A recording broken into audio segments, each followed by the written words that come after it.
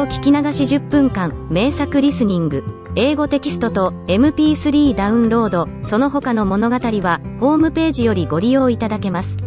88thpp.com 88thpp.com The Emperor's New Clothes. Many years ago, there was an emperor who was so excessively fond of new clothes that he spent all his money in dress. He did not trouble himself in the least about his soldiers, nor did he care to go either to the theater or the chase, except for the opportunities then afforded him for displaying his new clothes. He had a different suit for each hour of the day, and as of any other king or emperor, one is accustomed to say, he is sitting in council, it was always said of him, the emperor is sitting in his wardrobe. Time passed merrily in the large town which was his capital. Strangers arrived every day at the court. One day, two rogues, calling themselves weavers, made their appearance. They gave out that they knew how to weave stuffs of the most beautiful colors and elaborate patterns, the clothes manufactured from which should have the wonderful property of remaining invisible to everyone who was unfit for the office he held, or who was extraordinarily simple in character.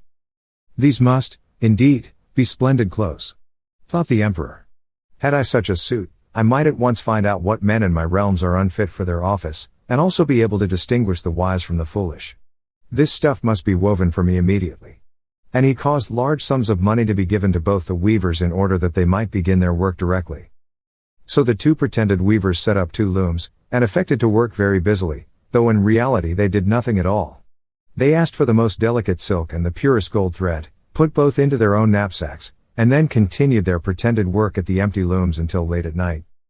I should like to know how the weavers are getting on with my cloth, said the emperor to himself, after some little time had elapsed. He was, however, rather embarrassed, when he remembered that a simpleton, or one unfit for his office, would be unable to see the manufacture.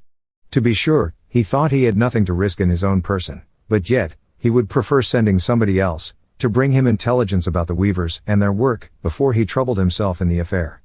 All the people throughout the city had heard of the wonderful property the cloth was to possess, and all were anxious to learn how wise, or how ignorant, their neighbors might prove to be.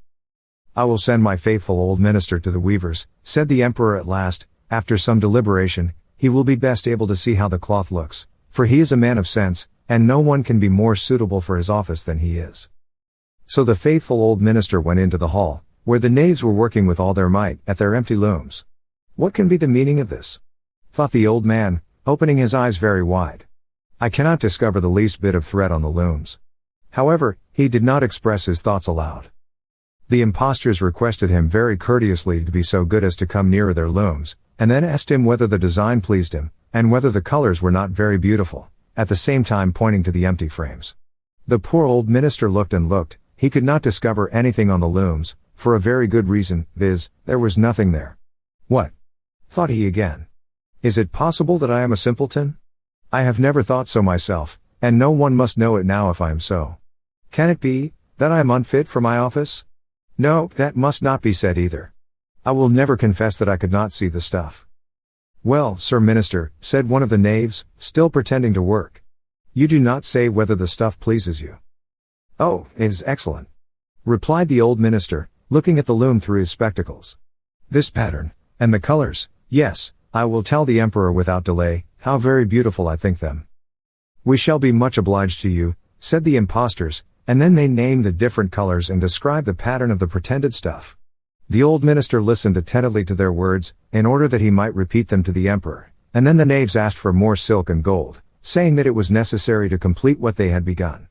However, they put all that was given them into their knapsacks, and continued to work with as much apparent diligence as before at their empty looms. The emperor now sent another officer of his court to see how the men were getting on, and to ascertain whether the cloth would soon be ready. It was just the same with this gentleman as with the minister. He surveyed the looms on all sides, but could see nothing at all but the empty frames. Does not the stuff appear as beautiful to you, as it did to my lord the minister? Asked the impostors of the emperor's second ambassador, at the same time making the same gestures as before, and talking of the design and colors which were not there. I certainly am not stupid, thought the messenger. It must be, that I am not fit for my good, profitable office. That is very odd, however, no one shall know anything about it.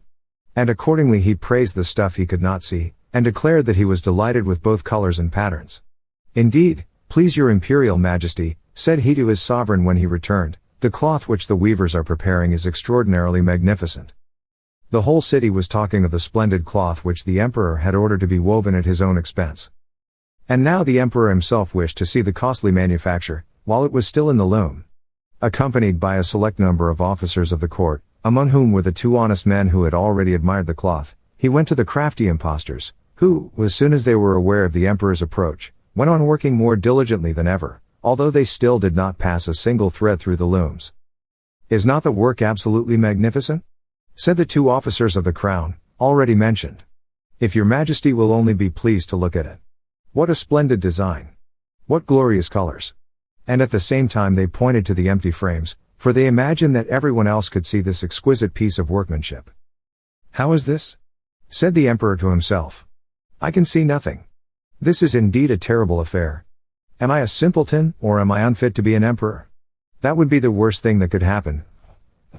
The cloth is charming," said he, aloud. "It has my complete approbation." And he smiled most graciously, and looked closely at the empty looms, for on no account would he say that he could not see what two of the officers of his court had praised so much. All his retinue now strained their eyes, hoping to discover something on the looms, but they could see no more than the others. Nevertheless, they all exclaimed, "Oh, how beautiful!" and advised his majesty to have some new clothes made from this splendid material, for the approaching procession. Magnificent! Charming! Excellent! Resounded on all sides, and everyone was uncommonly gay. The emperor shared in the general satisfaction, and presented the impostors with the ribbon of an order of knighthood, to be worn in their buttonholes, and the title of gentlemen weavers. The rogues sat up the whole of the night before the day on which the procession was to take place, and had 16 lights burning, so that everyone might see how anxious they were to finish the emperor's new suit. They pretended to roll the cloth off the looms, cut the air with their scissors, and sewed with needles without any thread in them. "See," cried they, at last. "The emperor's new clothes are ready." And now the emperor, with all the grandees of his court, came to the weavers, and the rogues raised their arms, as if in the act of holding something up, saying, "Here are your majesty's trousers. Here is the scarf. Here is the mantle. The whole suit is as light as a cobweb, one might fancy one has nothing at all on, when dressed in it. That, however, is the great virtue of this delicate cloth." "Yes indeed," said all the courtiers, although not one of them could see anything of this exquisite manufacture. "If your imperial majesty will be graciously pleased to take off your clothes, we will fit on the new suit, in front of the looking glass." The emperor was accordingly undressed, and the rogues pretended to array him in his new suit, the emperor turning round, from side to side, before the looking glass. "How splendid his majesty looks in his new clothes, and how well they fit," everyone cried out. "What a design! What colors! These are indeed royal robes." "The canopy which is to be borne over your majesty, in the procession, is waiting," announced the chief master of the ceremonies. "I am quite ready," answered the emperor. "Do my new clothes fit well?" asked he, turning himself round again before the looking glass, in order that he might appear to be examining his handsome suit. The lords of the bedchamber, who were to carry his majesty's train, felt about on the ground, as if they were lifting up the ends of the mantle, and pretended to be carrying something, for they would by no means betray anything like simplicity, or unfitness for their office. So now the emperor walked under his high canopy in the midst of the procession, through the streets of his capital, and all the people standing by, and those at the windows, cried out, "Oh! How beautiful are our emperor's new clothes! What a magnificent train there is to the mantle, and how gracefully the scarf hangs!"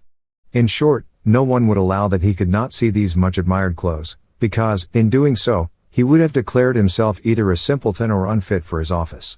Certainly, none of the emperor's various suits had ever made so great an impression as these invisible ones. "But the emperor has nothing at all on," said a little child. "Listen to the voice of innocence," exclaimed his father, and what the child had said was whispered from one to another. "But he has nothing at all on," at last cried out all the people. The emperor was vexed, for he knew that the people were right, but he thought the procession must go on now. And the lords of the bedchamber took greater pains than ever, to appear holding up a train, although, in reality, there was no train to hold. 英語聞き流し10分間、名作リスニング。英語テキストと MP3 ダウンロード、その他の物語は、ホームページよりご利用いただけます。88thpp.com 88thpp.com